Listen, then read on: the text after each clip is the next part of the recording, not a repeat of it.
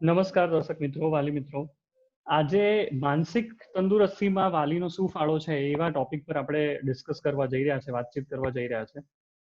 સૌથી પહેલા દરેક વાલી મિત્રોને અથવા તો જેટલા લોકો પ્રોગ્રામ જોઈ રહ્યા છે એટલા લોકો માટે એવું કહેવાનું મન થાય કે માનસિક સ્વાસ્થ્યની જ્યારે પણ વાત આવે છે ત્યારે ઇન્ડિયા લેવલ પર એટલે કે ભારતના સંદર્ભમાં ઘણા બધા લોકોને એક એવું ટેબુ એટલે કે એક એવી માન્યતા હોય છે કે કોઈ પાગલ વ્યક્તિ અથવા તો જે ગાંડપણ કરતું હોય અથવા તો જે કોઈ મન બુદ્ધિ જેવું હોય એ વ્યક્તિને આપણે માનસિક રીતે મનોરોગી અથવા તો માનસિક રોગી તરીકે કહી શકીએ છીએ.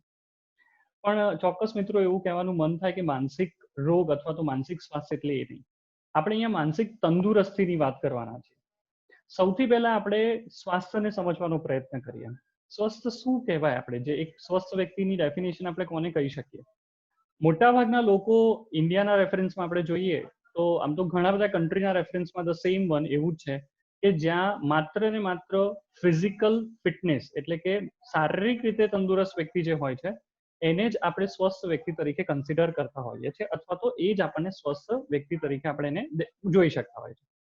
પણ ખરેખર WHO દ્વારા મિત્રો 7 અલગ અલગ પ્રકારની હેલ્થ ઉપર ફોકસ કરવામાં આવ્યું છે. એટલે માત્ર ફિઝિકલ શારીરિક નહીં પણ શારીરિક સિવાય માનસિક, સામાજિક, આર્થિક, આધ્યાત્મિક આવી ઘણી બધી એવી 7 અલગ અલગ હેલ્થને આપણે ફોકસ કરવા માટે જણાવવામાં આવ્યું છે કે જે 7 અલગ અલગ હેલ્થ દ્વારા આપણે સ્વસ્થ રહી શકીએ. એટલે માત્ર ફિઝિકલી કોઈ હેલ્ધી હોય તો આપણે એને હેલ્ધી સ્વસ્થ કહી શકીએ નહીં, પણ ફિઝિકલ હેલ્થ સાથે મેન્ટલ હેલ્થ અને બીજી બધી હેલ્થનું પણ એટલું જ અગત્યનું મહત્વ રહેલું છે. આ માનસિક સ્વાસ્થ્ય શું છે એને આપણે સૌથી પહેલા સમજી લઈએ તો જેના કારણે પૂરા ટોપિકને એટલે કે આખા વિષયને તમે સારી રીતે સમજી શકો. માનસિક સ્વાસ્થ્ય એટલે એવો એક વ્યક્તિ અથવા તો માનસિક રીતે સ્વસ્થ એટલે એવો એક વ્યક્તિ જે ખુશખુશાલ છે, પોતાની ક્ષમતાઓને સારી રીતે ઓળખી શકે છે, પોતાના જીવનનો આનંદ લૂંટી શકે છે, સોસાયટી અને સમાજ માટે ઉપયોગી બની શકે છે, પોતાના લાઈફના બધા પ્રશ્નોને આરામથી હલ કરી શકે છે અને સોસાયટી સમાજ લેવલ સુધીના કોઈ પણ પ્રશ્નો માટે મદદરૂપ પણ થઈ શકે છે અને ઉલઝાવવા માટે એને ઇન્વોલ્વ પણ થઈ શકે છે. સો એક આ એવો જ વ્યક્તિ હોઈ શકે, આ બધી જ બાબતોને આપણે ધ્યાનમાં લઈએ તો એવું ધ્યાન આવે છે એટલે એવું ખ્યાલ આવે કે આ એવો જ વ્યક્તિ હોઈ શકે જે પોતાને બહુ સારી રીતે જાણતો હોય એટલે કે પોતાના સ્વ ખ્યાલ બહુ જ સારામાં સારો ડેવલપ થયેલો હોય. એટલે માનસિક રીતે સ્વસ્થ કોઈ હોઈ શકે અથવા તો સ્વસ્થ હોવું એ ખૂબ જ જરૂરી થઈ ગયું. જ્યારે આપણે બાળકના સંદર્ભમાં વાત કરીએ છીએ ત્યારે એક ચોક્કસ વસ્તુ એવી કહેવાની મન થાય કે બાળકનું જે પણ કંઈ ડેવલપમેન્ટ થાય છે that start from the zero. એ તમને બધા લોકોને ખબર છે કારણ કે ભગવાન ઈશ્વર અલ્લાહ જ્યારે બાળકને દુનિયામાં મોકલે છે ત્યારે એની સ્કિલ્સ ઓલમોસ્ટ ભગવાન ઈશ્વર અલ્લાહ તરફથી એટલે કુદરત તરફથી જે 10 જેટલી એવા રિફ્લેક્સીસ જે ગોડ ગિફ્ટેડ હોય છે, ભગવાન તરફથી ગિફ્ટ આપવામાં આવેલા છે એટલા જ હોય છે. એના સિવાયની બધી જ બાબતો અહીંયા આવીને પછી બાળક શીખતું હોય છે. જેમ કે ચાલવું, રડવું, બોલવું, વાતચીત કરવી, આ લેંગ્વેજ છે, આ બધું જ અહીંયા આવીને બાળક ભણતા બધું અહીંયા જ શીખે છે. સો આ જે પણ વસ્તુ અહીંયા શીખી રહ્યો છે એની સાથે સાથે એનું માનસિક સ્વાસ્થ્ય જળવાશે કે નહીં અથવા તો એ શું શીખી રહ્યો છે એના બેઝ ઉપર એનું માનસિક સ્વાસ્થ્ય બગડી શકે છે, બેલેન્સ રહી શકે છે, એ માનસિક રોગી બની શકે છે, એનું મનોબળ બહુ સ્વસ્થ હોઈ શકે છે, એનું સેલ્ફ કોન્ફિડન્સ લેવલ બહુ સારો હોઈ શકે છે, એનું મનોબળ બહુ નિર્બળ હોઈ શકે છે. બાળક બારંવાર બાર રમવા જાય અને પછી તરત રડી રડીને પાછું આવી શકે, બધા લોકોને સાથે રાખીને રમી શકે, પોતાની વસ્તુઓ માટે ઇન્સિક્યોર છે. આ બધી જ બાબતોનું નિર્ભર કરે છે કે આપણે એ બાળકને ડેવલપ થવા માટે કેવા શબ્દો, કેવું વાતાવરણ, કેવું એની સાથેનું આપણું ટાઈમ સ્પેન્ડિંગ છે, આ બધી જ વસ્તુઓ બહુ જ અગત્યની છે.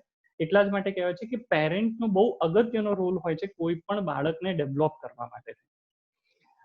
આગળ આપણે બધી જે ડિસ્કશન સ્ટાર્ટ કરી એની પહેલા એક બહુ સરસ મજાની વાત અથવા તો એક સરસ મજાના જે સ્ટેટિસ્ટિક મારી પાસે છે that I would like to share with you. હું તમારી સાથે એને એટલે શેર કરવા માંગુ છું. ઓલમોસ્ટ 10% બાળક WHO ના કહેવા પ્રમાણે 2 વર્ષથી લઈને 17 વર્ષના 10% બાળકો એટલે એવરેજ અલગ અલગ ડિઝીઝમાં એ માનસિક રીતે અસ્વસ્થ હોય છે. એમાં સામાન્ય એવા લર્નિંગ ડિસેબિલિટીઝ એટલે કે લખવા વાંચવાની અક્ષમતાઓથી સ્ટાર્ટ કરીને માનસિક ડિસેબિલિટીઝ અમુક જે હોય છે, જે બાળકો સમજી ન શકતા હોય, અક્ષમ હોય, ઓછું આઈક્યુ હોય, ત્યાંથી સ્ટાર્ટ કરીને ADHD એટલે કે હાઇપર એક્ટિવિટી, બાળકોમાં ચંચળતાપણું હોય, વર્તનમાં બહુ જ બધી તકલીફ હોય, જિદ્દીપણું હોય, ગુસ્સો વારંવાર થતા હોય, ચોરી કરવાનું બિહેવિયર, એગ્રેસિવ થઈ જવું, મારામારી કરવાનું બિહેવિયર, અને ડિપ્રેશન, સુસાઇડ જેવા આવા બધા જ અલગ અલગ કેસીસ વી કેન કન્સિડર, આપણે એને કન્સિડર કરી શકીએ. એના સિવાયના centre for disease control and પ્રિવેન્શનનો એક આપણે આંકડો જોઈએ તો લગભગ 9.4% બાળકો 2 થી 17 વર્ષમાં એવા હોય છે કે જેને ADHD, જેને આપણે ધ્યાન ન્યૂનતમતા અને હાઇપર એક્ટિવિટી એવો એક એના માટે ટર્મ વાપરી શકીએ, અટેન્શન ડેફિશિયન્સ હાઇપર એક્ટિવ ડિસઓર્ડર, કે જેમાં બાળક ધ્યાન આપવાની માટે અક્ષમ હોય છે કે જેના કારણે એક જગ્યાએ બેસી જ નથી શકતો. પણ આ ડિઝીઝ જે આપણે વાત કરી રહ્યા છે ADHD એ કેમ થયું, તો એના માટેના બાયોલોજિકલ, સાયકોલોજીકલ, સોશિયલ એવા ઘણા બધા રીઝન હોય છે કે જેમાં પેરેન્ટ્સ પણ એક ભાગ હોય છે. જેમ કે ઘણા બધા બાળકો સ્પેશિયલી અટેન્શન સિક કરવા માટે, એટલે કે બીજા બધા લોકો એની પર ધ્યાન આપે એટલા જ માટે અમુક પ્રકારના વર્તનો કરતા હોય. સો અગેન અ ક્વેશ્ચન કે બાળકને એ ધ્યાન ખેંચવા માટેનો પ્રયત્ન કેમ કરવો પડે? So may be he is not getting a attention, એ લગભગ ફેમિલીમાંથી ધ્યાન નથી મેળવી શકતો. પેરેન્ટ્સ આર મોર બિઝી, લગભગ વાલી બહુ બિઝી છે, બંને જોબ કરે છે, બંને પોતપોતાના મોબાઈલમાં બિઝી રહે છે, અથવા તો એ લોકો સોશિયલ અને બીજી બધી બાબતમાં એટલા બધા બિઝી છે પણ બાળકને ધ્યાન નથી આપી શકતા. ઘણા બધા બાળકો એટલે ઘણા બધા પેરેન્ટ્સ સાથે જ્યારે આપણે વાત કરીએ આ બધી, તો એમ કે છે કે અમે જે જોઈએ છે ને બધું આપી તો દઈએ છીએ, એટલે કે ઘણા બધા પેરેન્ટ્સને એવું પણ વિચારી રહ્યા છે કે આપણે બધું આપી દઈએ પછી આપણે છૂટી ગયા, બચ્ચું ઓટોમેટિક મોટું થઈ જાય, એટલે કે આપણું વાલીપણું એમાં પૂરું થઈ ગયું, જે સારા સારા ગઝેટ્સ અને સારી સારી રમકડા અને વસ્તુઓ લઈને આપી દઈએ, સારા ટ્યુશન્સ રખાઈ દીધા, સારા ટીચર સાથે કોન્ટેક્ટ થઈ જાય છે, તો આપણી જવાબદારી પૂરી, આવું થતું હોય છે. પણ there are some of the reason. બીજું 7.4% એટલે લગભગ નિયર બાય 7.5% લોકો 3 થી 17 વર્ષની ઉંમરના બાળકોમાં એવા છે જેમને બિહેવિયરલ ઇસ્યુ છે. હવે આ વર્તન સમસ્યાઓમાં ભૂખ લાગવી ન લાગવી, ખવડાવવા માટે પાછળ પાછળ ફરવું, અટેન્શન માટે મેં જે હમણાં વાત કરી એવી રીતે વારંવાર ગુસ્સે થઈ જવું, વસ્તુઓ તોડી ફોડી નાખવી, બીજા બાળકોને મારવું, ચોરી કરવી, જેને આપણે બંડખોર બિહેવિયર પણ ઘણી વખત કહેતા હોય છે, કે જ્યાં બધી જગ્યાએ બહુ ડોમેસ્ટિક બહુ ડોમિનન્ટ થઈને બધાની સામે એટલે વર્તન કરવું, કોઈનું માનવું જ નહીં, બહુ જિદ્દીપણું હોય, આવા ઘણા બધા પ્રકારના વર્તન સમસ્યાઓ આપણે આમાં લઈ શકીએ. 7.5% એટલે લગભગ તમે ગણી શકો કે 100માંથી 7 થી 8 બાળકોની એવરેજ બેઠી. 7.1% 3 થી 17 વર્ષના બાળકો એવા છે જે એન્ઝાઇટી ફીલ કરે છે, ચિંતા. અને આ ચિંતા તમે જોઈ શકો છો વાલી મિત્રો કે આ ચિંતા જે 3 થી 17 વર્ષથી સ્ટાર્ટ થયેલી, એટલે એ સમય દરમિયાન ચાલુ થયેલી હોય, that converts into the further disease.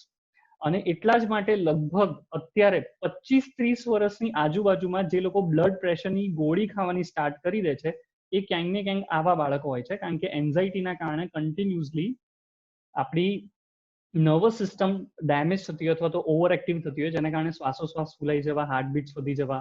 So that is affecting. અને 25-27 વર્ષની ઉંમરમાં જે વ્યક્તિએ બ્લડ પ્રેશરની બધી ગોળી ખાવાની સ્ટાર્ટ કરવી પડે, એટલે આપણે સમજી શકીએ છીએ કે એની માનસિક સ્થિતિ શું હોઈ શકે, કે ત્યારથી જ એવું ફીલ કરતો હોય કે હવે તો હું ફિઝિકલી વીક થઈ ગયો, મારી તો તાકાત નથી રહી, અને 25 વર્ષ કે 27 વર્ષ કે 30 વર્ષની ઉંમરમાં જ મારે બ્લડ પ્રેશરની ગોળી, તો લોંગ ટર્મ જેને આપણે ટર્મિનલ ડિસીઝ કહેતા હોય છે, એ બધું મારામાં અત્યારથી જ સ્ટાર્ટ થઈ ગયું, કારણ કે that is life long, right.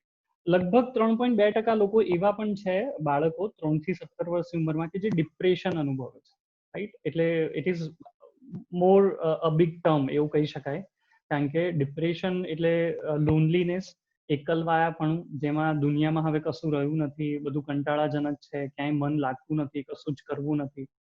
The child have everything, બધું હોવા છતાં પણ.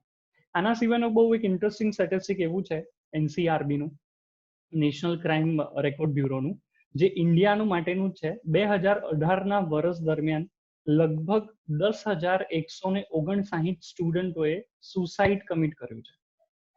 હવે આ સ્ટુડન્ટમાં I am not considering till to the age of 17 years, આપણે આમાં 17 વર્ષ સુધી નથી ગણતા, પણ નો ડાઉટ કોઈને કોઈ સ્ટુડન્ટ, આપણે જે પણ કોઈ સ્ટુડન્ટને ગણીએ, ભલે કોઈ મેડિકલનો MD કરતો સ્ટુડન્ટ હોય કે જેની ઉંમર 27-30 વર્ષની પણ હોય, પણ એ પણ કોઈનું બાળક તો છે જ.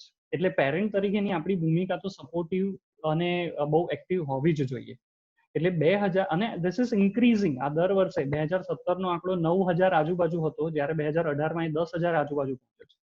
એટલે 10,159. આ this is just because of આ સુસાઇડ માટેનું રીઝન શું હોય છે? મેન્ટલી તૂટી જવું, કંઈક રિલેશનશિપમાં હોવું, જે સ્ટડી ને બધું કરી રહ્યા છે એ બધું ફૂલફિલ પ્રોપરલી, એટલે એને ત્યાં સુધી પહોંચી ન શકવું, અને ઘણી બધી બીજી બધી વસ્તુઓને પણ આમાં આપણે કન્સિડર કરી શકીએ કે જેના કારણે બાળકો સ્ટક થઈ જતા હોય છે, અટકી જતા હોય છે, અને ફાઇનલી પછી એમને એવું થાય છે કે આમાંથી બહાર આવવા માટેનો માત્ર ને માત્ર એક જ રસ્તો છે, સુસાઇડ. એટલે પોતે આત્મહત્યા કરીને પોતાના વિલોપિત કરી નાખે, કે જેના કારણે આ બધી જ સમસ્યાઓનું હલ આવી શકતું હોય. એટલે this are the things which is happening around us. આપણી આજુબાજુમાં થઈ રહ્યું છે પણ આપણને ખબર નથી. અહીંયા એક બહુ સરસ મજાની સ્ટોરી હું તમને કહું ને પછી આપણે એના ફેક્ટર થોડીક ડિસ્કસ કરવાનું સ્ટાર્ટ કરીએ. લગભગ આ 3 વર્ષ પહેલાની વાત છે કે હું સાયકોલોજીસ્ટ તરીકે કામ કરું છું, તો મારી સામે એક ક્લાયન્ટ આવીને બેસ્યું, અને પછી the child and the father was discussing. એ બાળક અને પપ્પા વાતચીત કરી રહ્યા હતા. એટલે બાળકે ઘણી બધી કમ્પ્લેન પપ્પા માટે કરી, પપ્પાએ ઘણી બધી કમ્પ્લેન બાળક માટે કરી, અને એટલે ઇનિશિયલ બેઝિસ પર બધું કન્વર્ઝેશન ચાલતું હતું. દેન બાળકને મેં એવું પૂછ્યું કે બેટા તારે શું બનવું છે? એટલે હી વોઝ સેઇંગ અબાઉટ કે મારે તો ડોક્ટર બનવાની ઈચ્છા છે, પણ હું ડોક્ટર ના બની શકું તો સારામાં સારું એટલે કે હું પાયલટ તો બની શકે એમ. Otherwise I will choose a B stream, otherwise A1, અને પછી હું યા તો પાયલટ બનીશ યા તો ડોક્ટર બનીશ. એટલે એના ડ્રીમ બહુ મોટા હતા. સેમ બાળકના જે ડ્રીમ હતા એની સામે પેરેન્ટ્સની શું એક્સપેક્ટેશન છે, વાલીની. એટલે મેં ઓફકોર્સ એના સેન્સમાં બાળકને થોડીક વાર પછી બહાર બેસાડ્યું, ત્યારે મેં એના પપ્પાને પૂછ્યું કે તમે શું એક્સપેક્ટ કરો છો બાળક પાસેથી? એટલે એના પપ્પા બહુ જ સહજ સ્વભાવે એવું કીધું કે મારા બાળકને મારે એક સારો માણસ બનાવવો છે. ઓછા પૈસા હશે ને તો સાયકલ અને સ્કૂટર કે બાઇક પર ફરશે, થોડા વધારે પૈસા હશે ને તો સામાન્ય ગાડીઓમાં ફરશે, અને બહુ વધારે પૈસા હશે ને તો લક્ઝુરિયસ ગાડીમાં ફરશે.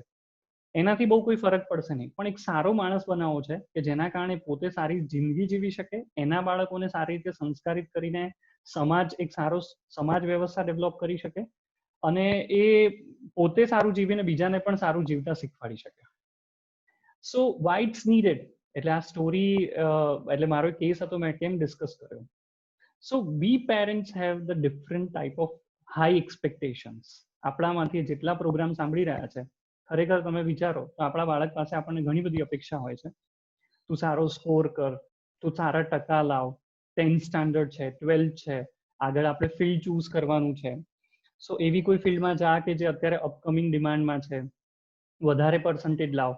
પેલો વ્યક્તિ આપણા રિલેટિવ એ પાયલટ બની ગયા, એ આપણા રિલેટિવનો છોકરો એ જે ડોક્ટર બની ગયા, આ બધા there are lot of things.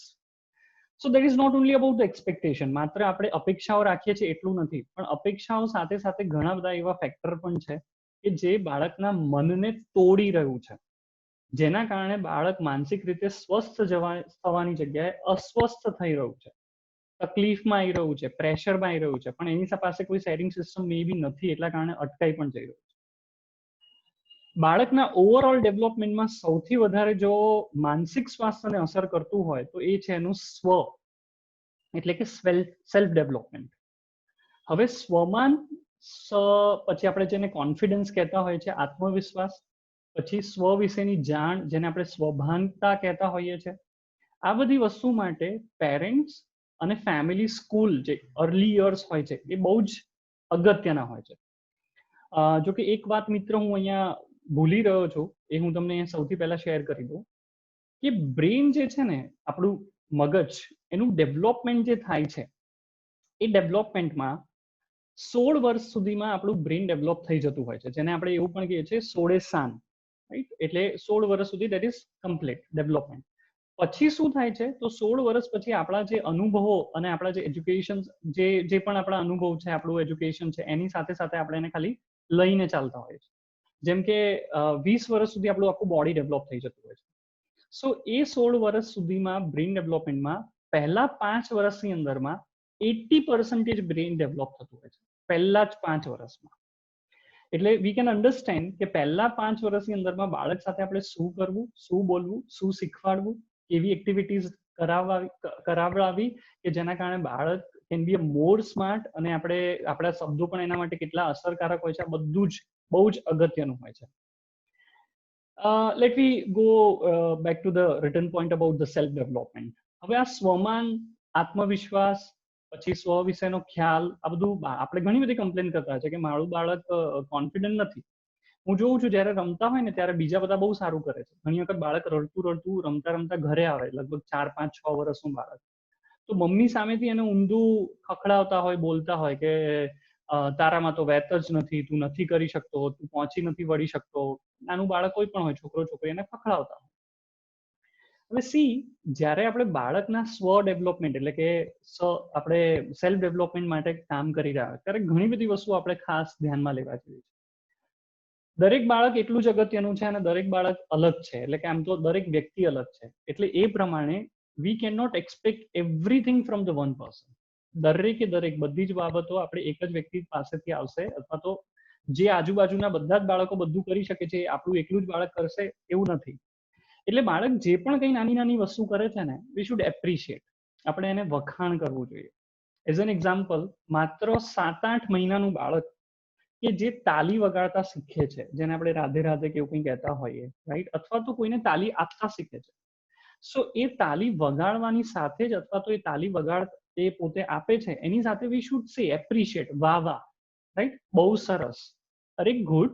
સો આપણા એક્સપ્રેશન, બાળક, વી કેન અન્ડરસ્ટેન્ડ, તમને પણ ખબર છે કે 7-8 મહિનાનું બાળક નહીં આપણી લેંગ્વેજને સમજી નથી શકવાનું, પણ એ appreciation by expression or by gestures he or she can understand. એ બાળક નાનું હોવા છતાં પણ સમજી શકે છે કે this is something good, આ બહુ કંઈક સારું છે, I should do it again, મારે આને વારંવાર ફરીથી કરવું જોઈએ. સો વખાણ આ બહુ જરૂરી છે. સેકન્ડ, એપ્રિશિએશન્સ ને આગળ લઈ જવા માટે અથવા તો એને કન્ટિન્યુટીમાં લઈ જવા માટે એન્કરેજમેન્ટ. હવે વેર વી આર ઇન મૂડ, આપણે ઘણી વખત એવું થાય કે આપણો મૂડ સારો છે, આપણે સ્વસ્થ છીએ, આપણને સારું લાગે છે, તો વી ડુ ઇટ, આપણે કરી નાખીએ છીએ અને આપણે ઘણી વખત ધ્યાન આપીને બધું. પણ where we are busy, we are disturb, આપણે જ્યારે કામમાં છીએ, આપણે જ્યારે ડિસ્ટર્બ છીએ, ત્યારે આપણે કોઈ એન્કરેજમેન્ટ બાળકને આપતા નથી. સામેથી ઘણા બધા પેરેન્ટ્સ અથવા ઘણા બધા ઘરમાં એવું પણ જોવામાં મળ્યું છે કે એને ડીમોટિવેટ કરવામાં આવે, આવું તો હવે બધા બહુ બધા કરે જ છે, રાઈટ. એટલે this are the words. So encouragement એટલે કે એને પ્રોત્સાહિત કરતા રહેવું, that is very much important. હવે જો કે આ પ્રોત્સાહન માટેની અલગ અલગ સિસ્ટમ પણ તમે લોકો સેટ કરી શકો. જેમ કે ઘણી વખત આપણે સીધી વસ્તુ લઈને આપી દઈએ છીએ બાળકને, એની ભાવતી ડીશ બનાવીને આપી દઈએ છીએ, ખવડાવી દઈએ છીએ.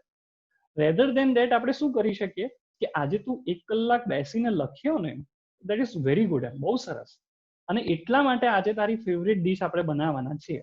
એને સમોસા ભાવે છે, એને કંઈ બીજું કંઈ પણ જે પણ ભાવે છે, તો આપણે આમ નોર્મલી બનાવવાના જ છે, but we should appreciate from that way, જેને એન્કરેજમેન્ટ. એટલે બાળકને શું એ ટર્મ્સ કન્ડિશન્સ પ્રમાણે એવું સમજી શકે છે કે if I am doing something good that like by my parents, મારા મમ્મી પપ્પાને બહુ ગમે છે અને એટલા માટે મારા મમ્મી પપ્પા એની સામે સારું વર્તન મારી સાથે કરે પણ છે. થર્ડ થિંગ, ત્રીજી વસ્તુ, કટાક્ષપૂર્ણ શબ્દનો વપરાશ ન કરવો જોઈએ.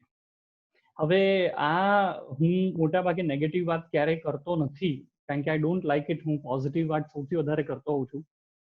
પણ ઘણી વખત એવું થાય કે જે બહુ કોમન શબ્દ છે આ પ્લેટફોર્મ પર, I should not use even આ પ્લેટફોર્મ નહીં પણ કોઈ પણ જગ્યાએ મારે ઉપયોગ ન કરવા જોઈએ, એવા શબ્દો ઘણી વખત આપણે બાળકને કહેતા હોય. ડોબા જેવો છે, નથી ખબર પડતી, એકદમ ઘણી વખત તો we are using the word like animals, જે પ્રાણીઓના નામ હોય છે એનાથી આપણે એને એ નામથી આપણે એને બોલાવતા હોઈએ બાળકને, તો જેના કારણે we are cutting down it.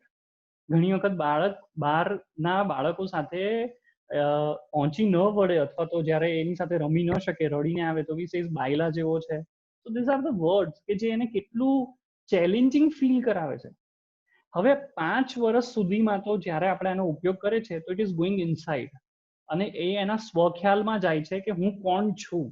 તમે જે શબ્દનો ઉપયોગ કરો છો દેટ ઇઝ રિફ્લેક્ટિંગ, અને માત્ર એ સમય પૂરતો નહીં પણ દેટ ઇઝ લાઈફ લોંગ, આખા જીવન દરમિયાન સુધી એને એ અસર ક્યાંક ને ક્યાંક કરતો હોય.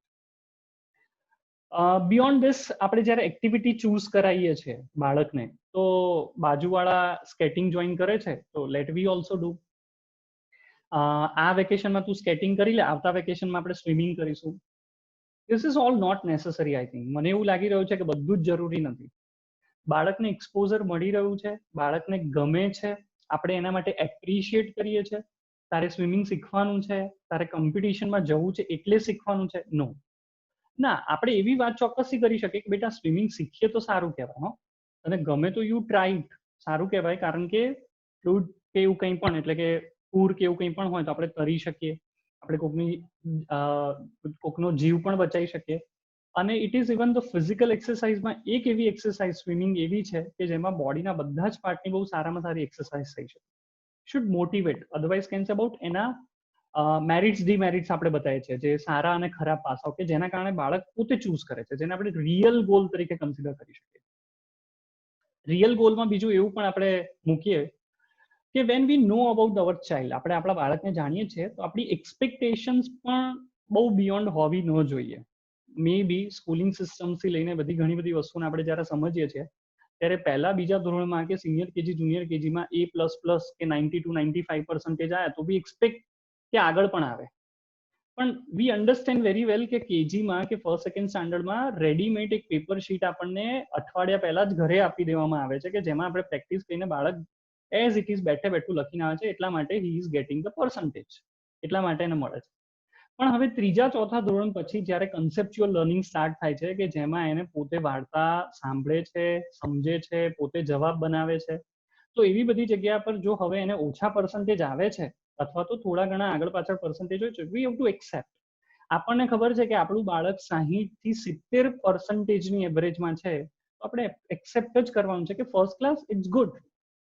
પણ મોર દેન 90% પેરેન્ટ્સ જેને હું મળું છું અથવા તો મને જે લોકો મળતા હોય છે, બધાની એક્સપેક્ટેશન એવી હોય છે, સર 85 થી તો ઓછા જ આવ્યા.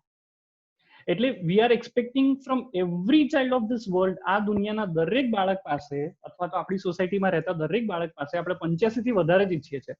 યુ થિંક, તમે પોતે વિચારી લો કે બધાને 85 ઉપર જ જોઈએ તો પહેલો બીજો ત્રીજો નંબર પછી પાછળ આવશે કોણ?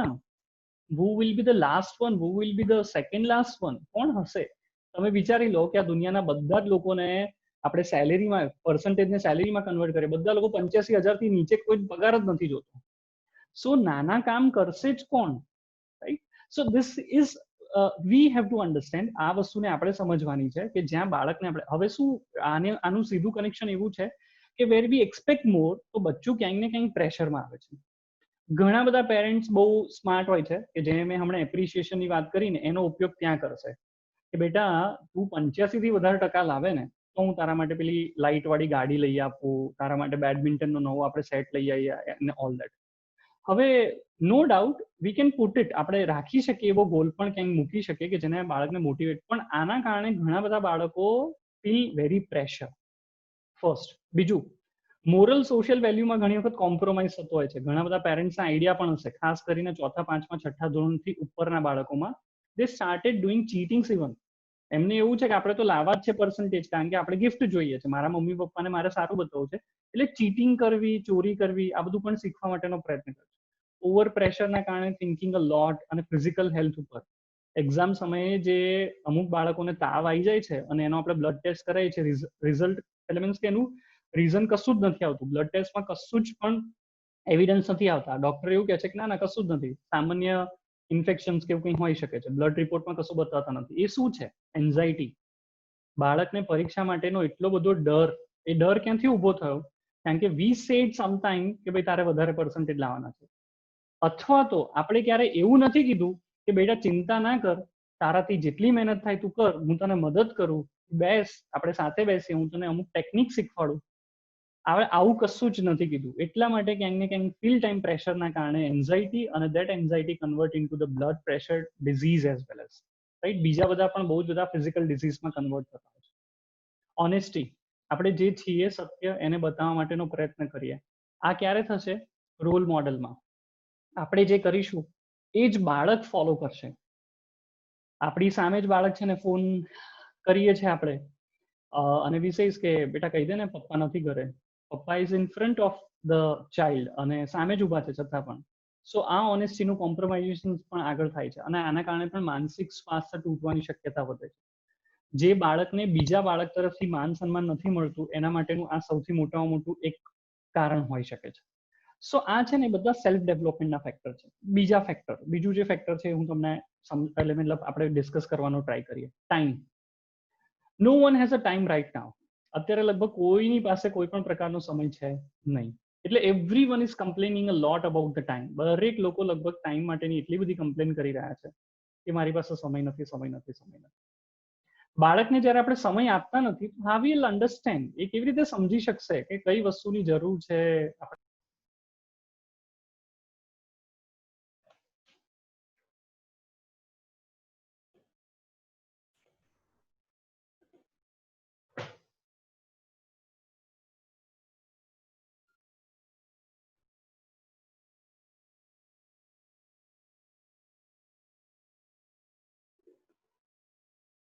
સો સમયની એક ઘણી બધી તકલીફો ચાલી રહી છે બાળકો સાથે. સો ઘણા બધા પેરેન્ટ્સ એવું પણ કહે છે કે ના અમે સમય તો આપીએ છીએ, but that is not quality time. એટલે સાથે બેસી રહેવું, આપણે આપણા મોબાઈલમાં બિઝી હોવું, ધીસ ઇઝ નોટ ફેર. એટલે આને આપણે ચોક્કસથી સમય આપતા નથી એવું જ કહી શકીએ છીએ. એ ક્વોલિટી ટાઈમની અંદરમાં એની સાથે વાતચીત કરવી, એને સોશિયલ મોરલ વેલ્યુઝ એટલે કે આપણા જે પણ સિદ્ધાંતો કે જેને આપણે સંસ્કાર કહી શકીએ એ વિષયની વાતચીત શીખવાડી શકાય ને બધું. ફીલ સિક્યોર, એ સિક્યોરિટી ક્યારે ફીલ કરી શકે. ઘણા બધા બાળકો મારી પાસે જે આવતા હોય છે દે સેઝ અબાઉટ કે મમ્મી પપ્પા સાથે શેરિંગ નથી કરી શકતા. ઇવન ઘણા બધા પેરેન્ટ્સની પણ એવી ફરિયાદ હોય છે કે ઘરે આવીને પછી અમને કશું કહેતો નથી, ઘરે આવીને અમને કશું કહેતી નથી. પણ ક્યારે કહેશે જ્યારે you have develop that type of bond. એવા આપણે બોન્ડિંગ્સ એની સાથેના એવા આપણે ક્યાંક ને ક્યાંક સાયુજ્ય સ્થાપ્યું હશે, એની સાથે એવા સંબંધો ડેવલપ કર્યા હશે તો જ એ કહી શકશે. સો શેરિંગ સિસ્ટમ માટે થઈને વી હેવ ટુ ઇન્વોલ્વ એની સાથે. ડેલી બેઝિસ પર હું જ્યાં સુધી સમજુ છું ત્યાં સુધી બાળક સાથે મિનિમમ અડધો કલાકથી કલાકનો સમય આપણે સ્પેન્ડ કરવો જોઈએ. ઘણા બધા બાળકો પેરેન્ટ્સની એવી કમ્પ્લેન હશે કે અમારે તો બાળક સાથે બેસવું હોય છે પણ the child is not ready. બાળક રેડી નથી હોતો, એ શેર નથી કરતો, અમારાથી બધું છુપાવે છે ને ઓલ દેટ. પણ where we R starting it, જ્યારે આપણે શરૂ કરીશું ત્યારે શરૂઆતમાં એવું હોઈ શકે જે લોકોએ પહેલેથી હેબિટ નથી પાડી. પણ જે લોકો નાના બાળકો સાથે ડેવલપ થઈ રહ્યા છે તો એવા લોકો માટે નાના બાળકો માટે અત્યારથી આપણે હેબિટ્સ ડેવલપ કરાવી શકીએ. આ ક્વોલિટી ટાઈમની અંદરમાં માત્ર એનું ઇન્ટરવ્યુ કે એનું ઇન્વેસ્ટિગેશન, એની ઉપર જાણે પ્રશ્નોનો વરસાદ થઈ રહ્યો એવું નહીં, પણ વી કેન પ્લે ટુગેધર. આપણે કોઈ સાપસીડીથી લઈને બોર્ડ ગેમ્સ કોઈ પણ રમી શકીએ, બેસી શકીએ, જનરલાઇઝ ડિસ્કસ કરી શકીએ. ટીવી જોતા એના ઉપરની કોઈ વાતચીત થઈ શકે. પોલિટિક્સ, ધર્મ, આધ્યાત્મથી લઈને બીજા કોઈ પણ જનરલ ટોપિક વિશે પણ વાતચીત થઈ શકે. So this is all about time factor. Third one is about the social. બાળકો માટે બાળકોના મિત્રો આપણે શોધી આપવા કે જેના કારણે શેરિંગ સિસ્ટમ્સ અને સોશિયલ ડેવલપમેન્ટ થઈ શકે. બાળક અટુલું છે, એકલું છે, ક્યાંય ભળતું નથી, એની વસ્તુ કોઈ બીજા ટચ કરે તો ગમતું નથી, એના રૂમમાં કન્ટિન્યુઅસલી એકલું બેસી રહે છે, કોઈની સાથે વાત નથી કરતું, કન્ટિન્યુઅસલી ઇન્સ્ટાગ્રામ ઉપર જ હોય છે, કન્ટિન્યુઅસલી ફેસબુક પર જ હોય છે, એને અને એનો મોબાઈલ જ જોઈએ.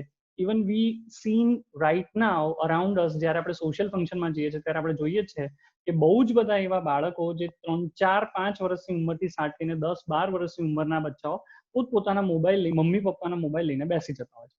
હવે કેમ? સો અને ધીસ ઇઝ રિફ્લેક્ટિંગ, આ એક માનસિક એટલે જોખમ જ છે. Because the child do not know the external world. અને બહારની દુનિયા જ્યારે એને નથી જોઈ ત્યારે સોશિયલ બિંગ છે નહીં, સોસાયટીમાં એ ભળતો નથી, અને જેના જ કારણે આ સુસાઇડ, એન્ઝાઇટી આ બધું થઈ રહ્યું છે. આપણા પૂર્વજોમાં અથવા તો આપણી એજથી પાછળની એજમાં એટલા માટે નહોતું because we have the sharing system. અને આ શેરિંગ સિસ્ટમના કારણે આપણું મનોબળ જળવાઈ રહેતું હતું. કોઈ આવીને એવું કહી શકતું હતું કે તું ચિંતા ના કર, હું તારી સાથે છું. પણ ક્યારે કે જ્યારે આપણે પણ એની સાથે હતા. We are not was not in mobile, આપણે ખાલી મોબાઈલમાં નહોતા. એટલે પ્લેમેટ શોધી આપવા. નાનું બાળક હોય તો હું એવું રેકમેન્ડ કરું કે કોઈ ફેસબુક કે યુટ્યુબ પરથી સારી એવી એક્ટિવિટી તમે શોધો અને that you do for your child, અને આજુબાજુના જેટલા બચ્ચા બધાને ભેગા કરો અને બધાને આપણે એક સાથે રમાડીએ. હવે આ શું થયું કે બાળકને મિત્રો બનાવવા માટે આપણે મદદ કરી રહ્યા છે કે જે મિત્રો સાથે ગેમ રમી શકે, શેરિંગ કરી શકે, એમાં લેતી દેતીની ભાવના એને ડેવલપ થશે. Mine is not only mine, I have to share with others. કોઈ પડે છે તો I have to be empathize about that person. એના માટે મારે સહાનુભૂતિ હોવી જોઈએ, મારે એને કંઈક ને કંઈક સપોર્ટ કરવો જોઈએ. આ બધી જ બાબત. સોશિયલ ગેધરિંગ જ્યારે હોય ત્યારે બધા લોકો સાથે ઇન્ટ્રોડક્શન બાળકનું કરાવવું. ઘણી વખત પેરેન્ટ તરીકે આપણે એને પેમ્પર્ડ કરવાનો ટ્રાય કરતા હોય છે. 10મું ધોરણ છે, 12મું ધોરણ છે, નથી આવું તારે, તું રહેવા દે, હવે મોટા સ્ટાન્ડર્ડમાં ભણવા માટે જઈ રહ્યો છે, આવું બધું. એટલે this is not, but we have to involve the child. ચલ આપણે થોડુંક રસોડામાં મદદ કરીએ, જમવાનું બનાવે છે આપણે પીરસવામાં મદદ કરીએ, ચલો હું તને બધા લોકોને મળાવું, ધીસ ઇઝ વેરી ગુડ, અને આ લોકોએ સરસ મજાનું પ્લાન કર્યું છે. This all things we can do. આ બધી જ બાબતોને આપણે ડિસ્કસ કરી શકીએ, વાતચીત કરી શકીએ, એની સાથે ઇન્વોલ્વ થઈ શકીએ.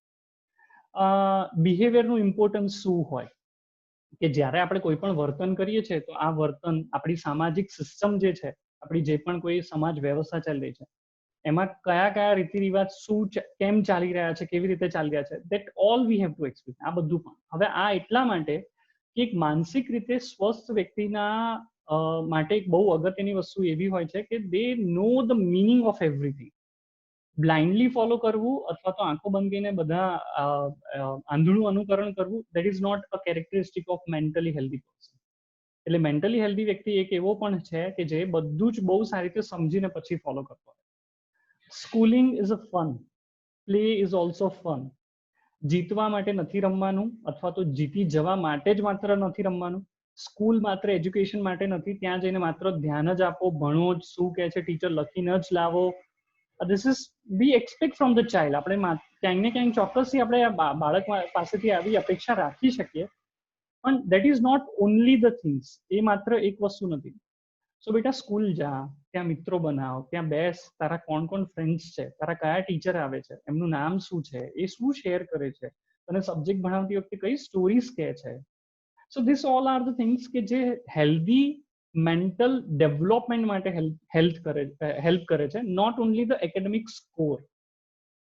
બીજા બાળકો ક્યાંક ને ક્યાંક નો ડાઉટ આપણા બાળક કરતા ક્યાંક સ્માર્ટ હોઈ શકે, સારા સ્કોર લાવતા હોઈ શકે, પણ they are not mentally stable. નાની મોટી સિચ્યુએશનમાં એ લોકો પડી જશે. પણ આવું એક બાળક કે જેની સાથે આપણે આ બધી જ વસ્તુની ડિસ્કસ કર્યા છે, બધી વસ્તુ ડેવલપ કરવા માટેનો પ્રયત્ન કર્યા છે, they can be mentally strong. Communication very much important. બાળક સાથે વાતચીત કરતી વખતે આપણે જે શબ્દોનો ઉપયોગ કરીએ છીએ એમાં સૌથી પહેલી એક દરેક પેરેન્ટને એવું સૂચન, વોટ ટુ ડુ એ આપણે સજેસ્ટ કરવું જોઈએ, વોટ નોટ ટુ ડુ એ આપણે સજેસ્ટ ન કરવું જોઈએ.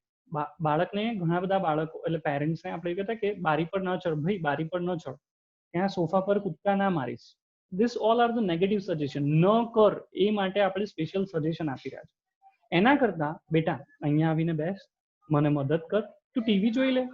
This all are the things. આ બધી જ વસ્તુઓને આપણે સજેસ્ટ કરી શકીએ છીએ. એટલે પોઝિટિવ સજેશન્સ અથવા તો વોટ ટુ ડુ એને આપણે કહેવું જોઈએ. માહિતી અને સૂચનો આપણા બહુ જ ક્લિયર હોવા જોઈએ, જેના કારણે બાળક કોઈ કન્ફ્યુઝનમાં ન જઈ શકે અને they can developing a habits. રાત્રે સૂતું નથી બાળક, આપણે સૂઈ જઈએ છીએ, આપણે બેડમાં મોબાઈલ લઈને જઈએ છીએ, બાળક ક્યાંથી સૂવાનું છે. We should develop the habits, right. બાળક વાંચતું નથી, આપણે વાંચીએ છીએ. So we should develop the habits. અને આ જ બધી વસ્તુઓ છે. ધીસ આર ધ કમ્પ્લેન્ટ્સ, પણ આ કમ્પ્લેન પછી માનસિક રીતે સ્ટ્રેસ બાળકમાં ઊભો કરે છે અને ક્યાંક ને ક્યાંક પેરેન્ટ્સમાં પણ ઊભો કરે છે. વર્તનનો વાંક છે, બાળકનો કોઈ વાંક નથી. આ વસ્તુ પણ સમજવા જેવી છે. વી સેઝ, ખાસ કરીને અત્યારે ઇંગ્લિશ મીડિયમના ક્રેઝમાં we says bad boy, bad girl. અરે બાળક બેડ નથી, એ તો ભગવાન ઈશ્વર અલ્લાહની દેન છે, ક્યારેય ખરાબ હોઈ જ ન શકે, રાઈટ. પણ એનું વર્તન ખરાબ છે. This need to explain the child. આ બાળકને આપણે એ સમજાવવાનું છે કે તું ખરાબ નથી, તારું આ વર્તન એ ખરાબ કહેવાય, અથવા તો that is a wrong one. એ નથી સારું. We have to change it. તું તો બહુ જ સરસ વ્યક્તિ છે, પણ આપણે એને બદલવા માટેનો પ્રયત્ન કરવાનો છે, જેના કારણે બાળક જે છે એ પોઝિટિવ સેલ્ફ ઇમેજ ડેવલપ કરી શકે, રાઈટ. કમ્યુનિકેશનમાં ખાસ કરીને ચરસા-ચરસી પર આવી જવું, બીજા બાળકોની સામે બાળકને ઉતારી પાડવું, મારી દેવું, તો this is hurting a lot to the child. બાળકને બહુ જ રીતે એને ડેમેજ કરતું હોય છે. સો આ બધી વસ્તુઓ બાળકને આપણે પર્સનલી સમજાવી શકીએ ઘણી વખત, રાઈટ. અને બેટર તો એવું છે કે આવી સિચ્યુએશન ના આવે એના માટે આપણે પહેલેથી જ સારી રીતે એની સાથે ઇન્ટરેક્શન કરતા હોય તો આ બધી વસ્તુથી આપણે દૂર રહી શકીએ. એના સિવાયના ઘણા બધા એવા માનસિક રોગ અત્યારે બાળકોમાં ડેવલપ થઈ રહ્યા છે. જો આવા કોઈ પણ પ્રકારના સિમ્ટમ્સ તમને એવું લાગે કે ધીસ ઇઝ સમથિંગ એબનોર્મલ, આ કંઈ થોડુંક આગળ પાછળ ઉપર નીચેનું વર્તન છે, સામાન્ય બાળક જેવું નથી, તો we need to consult the doctor, psychologist, psychiatrist. વર્તન ઉપચાર માટેની ઘણી બધી થેરાપી ને એવું બધું અવેલેબલ છે, તો એની પાસે પણ આપણે જઈ શકીએ. અને 13 વર્ષ પછી બાળકોમાં આવતા વાર્તનિક ચેન્જને પણ આપણે સમજવું પડે. એટલે બાળક અને બાળકના વર્તનને સમજીને આપણા વર્તન અને પેરેન્ટ તરીકેના જે આપણા બિહેવિયર્સમાં જે ચેન્જીસ લાવવાની જરૂર છે એ પણ ઘણી બધી આપણે દેન હેવ ટુ ડુ. સો આ ઘણી બધી વસ્તુઓ છે કે જે પેરેન્ટિંગ બાળક માટે પેરેન્ટિંગ થ્રુ આપણે બાળક સુધી પહોંચી શકીએ છીએ, but that helps a lot to the child. બાળકના મન અને માનસિક સ્વાસ્થ્ય માટે બહુ જ અગત્યનું છે કે જે બાળકમાં એક સારો મનોબળ ડેવલપ કરી શકે, બાળકને સ્વસ્થ બનાવી શકે, બાળકને કોન્ફિડન્ટ બનાવીને બાળકને આગળ વધારવા માટે મદદ કરી શકે અને એન્ઝાઇટી ફ્રી રહી શકે, ડિપ્રેશન, ફોબિયા જેવી કોઈ પણ વસ્તુ બાળકમાં ન આવી શકે જો એની સપોર્ટ સિસ્ટમ્સ આ બધું હોય. So this is all. Thank you so much.